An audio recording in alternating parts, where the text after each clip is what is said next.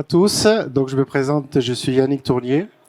Je suis Security Researcher chez Bull38. Alors, Bull38, c'est une société qui fait, comment dire, un SDK qui permet de protéger les applications mobiles. Donc, en vérifiant l'intégrité de l'application, du téléphone et remontée d'informations avec notre backend.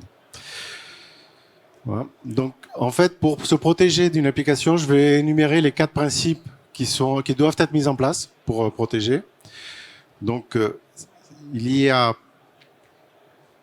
l'intégrité de l'environnement, l'intégrité de l'application du code, l'intégrité au niveau de l'application en elle-même, et tout cela, en fait, est protégé par l'offuscation.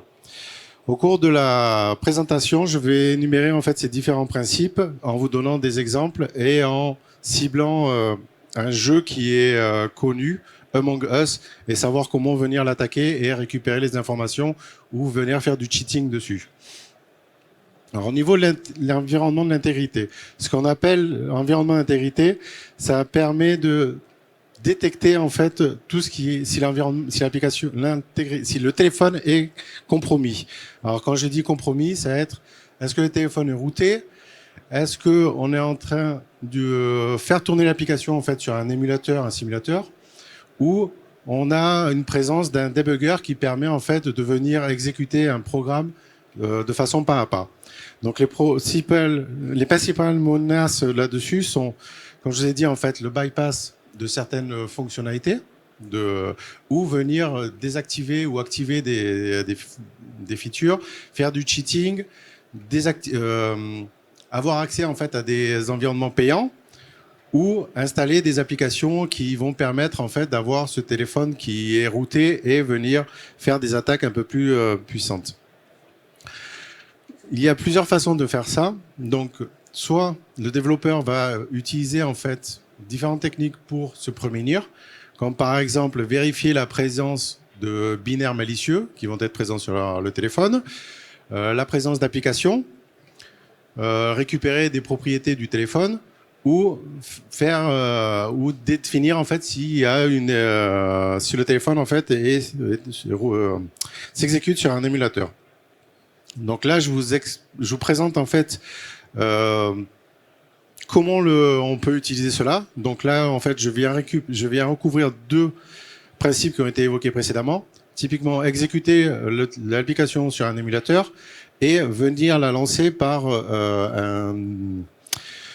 un framework de hooking qui est utilisé par dans la recherche de vulnérabilité sur les mobiles. Donc là, en fait, ça s'exécute via la ligne de commande. Donc on vient juste lancer le binaire, définir en fait le nom de l'application, et on se rend compte que l'application vient s'exécuter sans que l'application crash. Cela indique qu'il n'y a aucune protection. L'offuscation. Alors l'offuscation, ça permet en fait de rendre plus difficile en fait la compréhension d'un binaire. Donc, ce qu'on vient l'analyser de façon statique. Donc, il y a plusieurs techniques qui sont mises en place. Typiquement, il y a le chiffrement en fait des chaînes de caractères qui, lorsque l'on compile sans aucune protection, en fait, apparaissent en clair dans le binaire. Il y a tout ce qui est ce qu'on appelle control flow. En fait, c'est l'exécution en fait des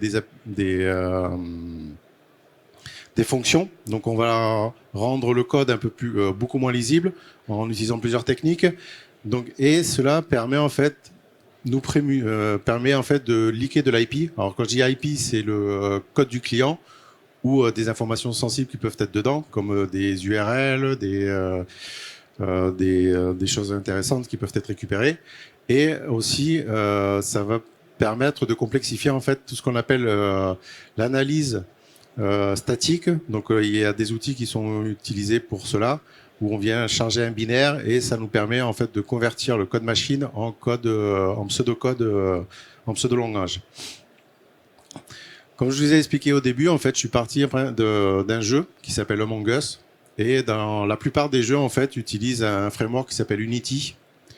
C'est un framework qui est grandement utilisé en fait dans le monde du gaming, aussi bien sur Android qu'iOS. Donc pour avoir un exemple un peu plus concret, en fait, il est plus simple de partir là-dessus. Donc, ce qu'il faut savoir, c'est que Unity, en fait, sa structure en interne est quasiment identique à une application normale Android. Mis à part qu'il y a deux fichiers qui sont intéressants, qui sont un fichier SO qui va contenir en fait tout le code de votre application, et ce qu'on appelle les métadatas. En fait, ça va contenir en fait toutes les structures des classes, le nom des fonctions, ainsi que certaines chaînes de caractères qui vont être utilisées. Il faut savoir que sur un jeu, en fait, il y a énormément de code, et tout ce code, en fait, tous les symboles, en fait, sont masqués. Et au lieu de perdre beaucoup de temps, en fait, à venir retrouver différentes informations, en fait, il y a des outils open source qui permettent de faire ça. On a juste besoin, en fait, de leur fournir le fichier, le binaire que je vous ai présenté précédemment, ainsi que le fichier de metadata. Grâce à ça, en fait, il va déchiffrer, il va vous sortir, en fait, des différents fichiers. Donc le script JSON, en fait, va contenir, en fait, le nom de toutes les fonctions avec les offsets et les chaînes de caractères, et d'autres scripts qui vont être utilisés, en fait, par des outils commerciaux ou open source qui vont permettre, en fait, de faire du renaming du code que l'on a pour accélérer, en fait, la compréhension du binaire. Donc là, c'est un exemple, en fait, de comment fonctionne cet outil. Donc vous avez juste à lui fournir, en fait, un fichier, le binaire. Donc lui, il va venir le parser. Et après, suite à ça, en fait, on donne le fichier metadata qui va qui au final, en fait, va faire un dumping de toutes ces informations, et on aura un fichier zip qui va contenir, en fait, les informations que je vous ai montées précédemment. Grâce à ces informations, en fait, la seule chose que l'on va faire, en fait, c'est on va ouvrir notre binaire dans un outil. On va lui donner, en fait, le script que l'on a vu précédemment, et de façon automatique, ça c'est le code qui sans avoir fait de renommage, en fait. C'est ce que l'on voit, en fait, au premier abord. Et grâce aux différents fichiers que l'on a eu précédemment, en fait, le code devient de suite lisible parce qu'on a le nom des fonctions, la structure qui est utilisée, et donc ça accélère grandement, en fait, la vie d'un attaquant, ou comment récupérer des informations et venir cibler, en fait, uniquement certains points dans le binaire.